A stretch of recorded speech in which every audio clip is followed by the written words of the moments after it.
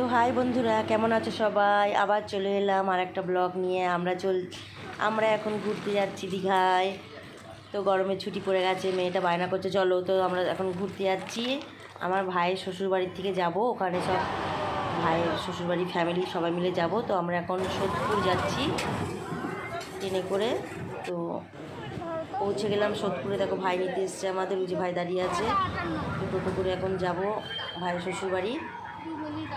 অন্ধকার মানে অনেকটা রাত হয়ে গেছে, আমরা ওখান থেকে বিকেলবেলা বেরিয়েছি, রাত হয়ে গেছে। তো এখন খাওয়া দাওয়া করবো, খাওয়া দাওয়া করে আমরা ধর্মতলার দিকে বাস যাবো। তো সোদপুর থেকে এখন আমরা খাওয়া দাওয়া করে বেরিয়ে পড়লাম।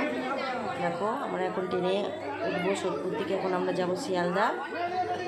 তো ট্রেনে এখানে ট্রেনে আসবো, তো ট্রেনে উঠে পড়েছি। এখন আমরা যাবো শিয়ালদার দিকে আবার যাব ধর্মতলা। ওখান থেকে আমাদের যে বাস আছে একবারে দীঘার বাস, আমাদের টিকিট কাটা আছে।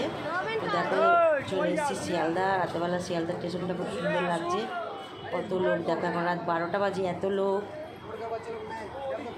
শিয়ালদার থেকে চলো আমরা এবারে হেঁটে হেঁটে একটু যাবো বাইরে, দিয়ে গিয়ে বাস নেবো, বাসে করে যাব আমরা ধর্মতলা। ওখান থেকে আমাদের দীঘার বাস ধর্মতলা থেকে। তো এই দেখো রোডে কত গাড়ি ঘোড়া যাচ্ছে, আমাদের বাস এক্ষুনি আসবে, আমরা বাসে উঠে চলে যাব ধর্মতলার দিকে। ওখানে আমাদের দীঘা রিজার্ভেশন বাসে উঠবো, পরে ভয়েস দেবো। ওই যে বাস আসছে, বাস চলে এসছে, এবার আমরা বাসে উঠে পড়বো, দিয়ে ধর্মতলা যাব। দিয়ে চলো তোমাদের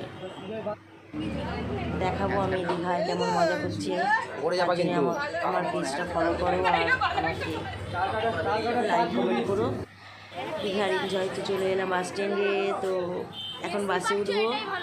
এই অবধি করলাম এই ভিডিওটা, পরে ব্লগটা নেক্সট নিয়ে আসবো। তো টাটা, ভালো থেকো সবাই, আর আমাকে ফলো করো, চ্যানেলটাকে সাবস্ক্রাইব করো।